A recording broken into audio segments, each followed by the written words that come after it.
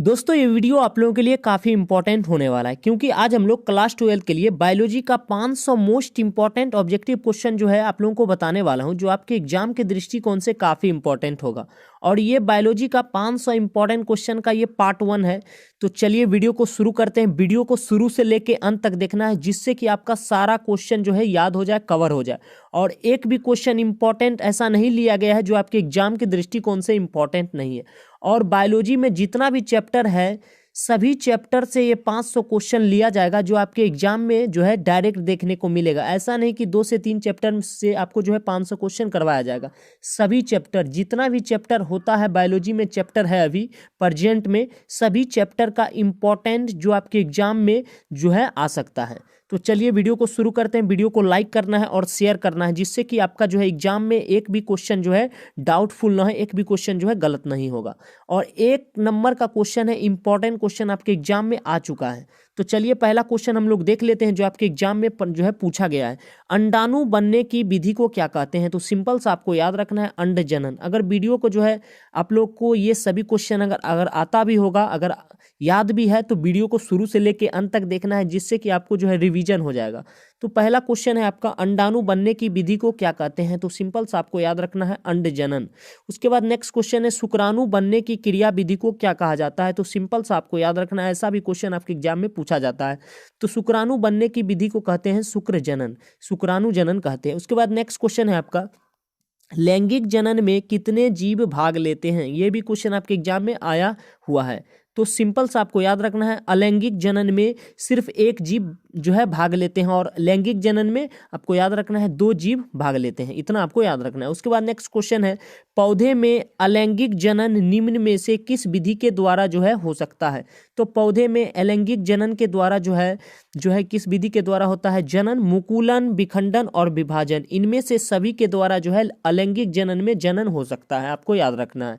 उसके बाद next question है, वह प्रक्रिया जिसके द्वारा नर युग्मक एवं मादा युग्मक बनती है डैश कहलाती है? तो सिंपल सा आपको याद रखना है, ये वह विधि है जिसके द्वारा नर युग्मक और मादा युग्मक बनती है, उसे हम लोग युग्मक जनन कहते हैं। क्या कहते हैं? युग्मक जनन। उसके बाद आपका नेक्स्ट क्वेश्चन है आपका, प्याज के युग्मक में गुणसूत्र की संख्या होती है? तो सिंपल सा आपको याद रखना है, युग्मक क्या हो जाएगा?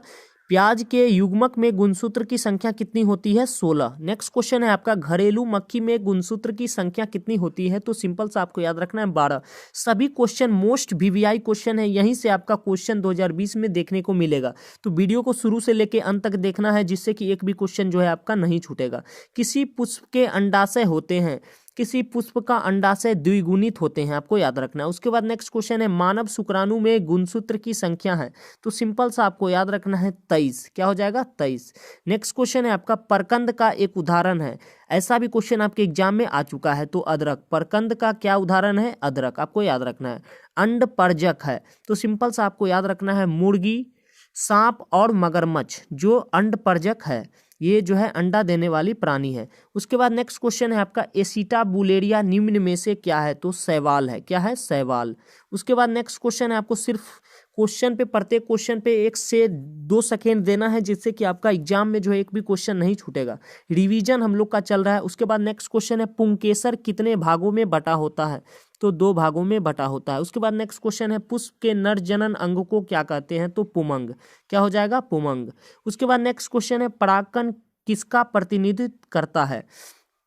तो सिंपल सा आपको याद रखना है, परागकण जो है नर युग्मकोद्भिद का प्रतिनिधित्व करता है। उसके बाद नेक्स्ट क्वेश्चन है, परागकण का बाह्य चोल किससे बनता है? तो सिंपल सा आपको याद रखना है, एस्पेरोपोलेनिन के द्वारा जो है बाह्यचोल बनता है, किसका? परागकण का। उसके बाद नेक्स्ट क्वेश्चन है आपका, निम्नलिखित में कौन द्विगुणित संरचना है? तो युग्मनज जो है क्या है? द्विगुणित संरचना है, आपको याद रखना है। उसके बाद नेक्स्ट क्वेश्चन है, उभयलिंगी प्राणी कौन सा है? तो सिंपल सा आपको याद रखना है, उभयलिंगी प्राणी क्या है? केचुआ। उसके बाद नेक्स्ट क्वेश्चन है, पुष्प के मादा जनन अंग को क्या कहते हैं? तो सिंपल सा आपको याद रखना है, जयांग। पुष्प के मादा जनन अंग को क्या कहते हैं? जयांग।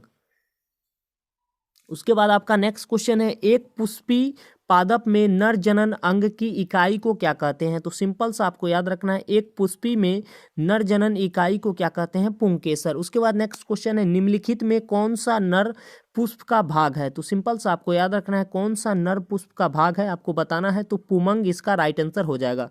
नेक्स्ट क्वेश्चन है आपका, भ्रूण कोश में निम्नलिखित में कौन सा नहीं होता है? भ्रूण कोश में जो है गुरु बीजाणु जनन कोशिका जो है नहीं होता है, आपको याद रखना है। भ्रूण कोश में निम्नलिखित में आपको 4 ऑप्शन दिया होगा, वहाँ पे जो है ये ऑप्शन आपका जो है राइट होगा, गुरु बीजाणु जनन कोशिका नहीं होता है। उसके बाद नेक्स्ट क्वेश्चन है, एनीमोफीलिया नामक परागकण किसके द्वारा होता है? तो सिंपल सा आपको याद रखना है, वायु के द्वारा जो है परागकण होता है।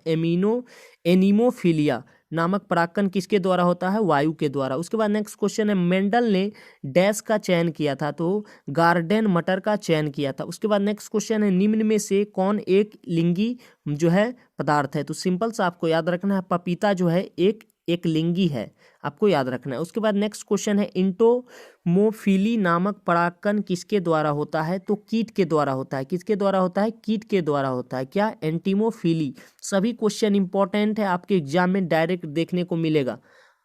नेक्स्ट क्वेश्चन है आपका, मेंडल के नियम का जो है एक अपवाद कौन सा है? तो सिंपल सा आपको याद रखना है, सहनलगता जो है एक अपवाद है।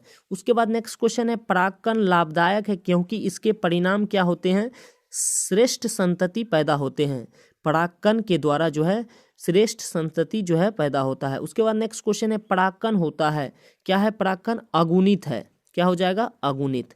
उसके बाद नेक्स्ट क्वेश्चन है, आप दोहरा निषेचन में भाग लेने वाले कुल केंद्रक की संख्या कितनी है? तो 5। दोहरा निषेचन में भाग लेने वाले कुल केंद्रक की संख्या कितनी है? 5। उसके बाद नेक्स्ट क्वेश्चन है आपका, किस फल का बीज चोल खाया जाता है? तो लीची, शरीफा और जायफल। क्या हो जाएगा? लीची, शरीफा और जायफल का जो है बीज चोल खाया जाता है, आपको याद रखना है। आवृत बीजी में भ्रूणपोष कैसा होता है? तो त्रिगुणित। क्या हो जाएगा? त्रिगुणित। उसके बाद नेक्स्ट क्वेश्चन है, इनमें से कौन नर युग्मक से संयोजन करके भ्रूणपोष बनाता है? तो क्या हो जाएगा? द्वितीय केंद्रक जो है नर युग्मक से संयोग करके भ्रूणपोष बनाता है। किसके संयोग से? द्विगुणित केंद्रक जो है नर युग्मक से संयोग करके क्या बनाता है? संयोजन करके क्या बनाता है? भ्रूणपोष बनाता है। कौन? द्वितीयक केंद्रक। उसके बाद नेक्स्ट क्वेश्चन है, मानव बीड़ी का पीएच मान होता है? तो आपको याद रखना है 7.3 से 7.5 के बीच होता है। उसके बाद नेक्स्ट क्वेश्चन है, भ्रूण विज्ञान के जनक कौन थे? तो सिंपल सा आपको याद रखना है, भ्रूण विज्ञान के जनक थे अरस्तु। उसके बाद नेक्स्ट क्वेश्चन है आपका, अंडे का जीवन काल होता है? तो सिंपल सा आपको याद रखना है 24 घंटा। उसके बाद नेक्स्ट क्वेश्चन है, अंडाशय से निकलने पर मानव अंडे में निहित होता है एक एक्स गुणसूत्र। क्या होता है? अंडाशय से निकलने पर मानव अंडे में निहित क्या होता है? एक एक्स गुणसूत्र उपस्थित होता है। उसके बाद नेक्स्ट क्वेश्चन है, दुग्ध ग्रंथि किसका रूपांतरण है? दुग्ध ग्रंथि जो है तेल ग्रंथि का रूपांतरण है, आपको याद रखना है। उसके बाद नेक्स्ट क्वेश्चन है, मानव रुधिर वर्ग में डैश होता है? मानव रुधिर वर्ग ओ में क्या होता है? मानव रुधिर वर्ग ओ में क्या होता है? आपको जो है बताना है। क्वेश्चन नंबर आपका जो है 39 हो जाएगा, मानव रुधिर वर्ग जो है ओ में क्या उपस्थित होता है? तो सिंपल सा आपको याद रखना है, एंटीजन अनुपस्थित होता है। क्या हो जाएगा? मानव रुधिर वर्ग ओ में जो है एंटीजन जो है अनुपस्थित होता है, इतना आपको याद रखना है। उसके बाद नेक्स्ट क्वेश्चन है, डीएनए फिंगरप्रिंट निम्न में से क्या है? तो डीएनए टाइपिंग जो है ये हो जाएगा। डीएनए फिंगरप्रिंट में क्या होता है? DNA typing. Most important question है ये, सभी क्वेश्चन आपको जो है अगले वीडियो में हम लोग जो है नेक्स्ट पार्ट लाएंगे, और इतना इंपॉर्टेंट क्वेश्चन जो है ये एग्जाम के लिए जो आपके एग्जाम में डायरेक्ट देखने को मिलेगा। तो वीडियो को लाइक करना है और शेयर करना है। मिलते हैं अगले वीडियो में, धन्यवाद।